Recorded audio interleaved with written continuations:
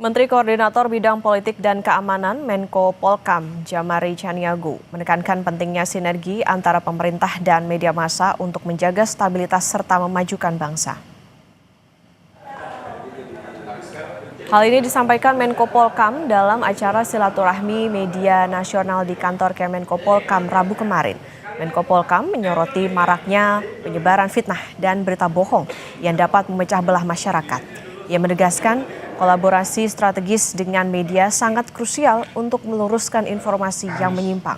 Meski menekankan persatuan, Djamari menjamin pemerintah tetap terbuka terhadap kritik. Baginya, kritik adalah instrumen penting untuk evaluasi kinerja dan penguat demokrasi.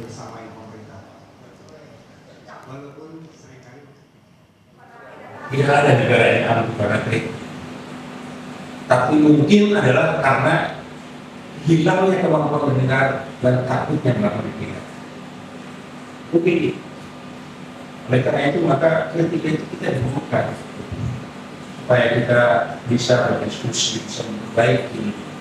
Karena kami juga merasa memang banyak kan problem kritis bisa tidak, apalagi dari bapak-bapak dan ibu sekalian dari masyarakat bisa masuk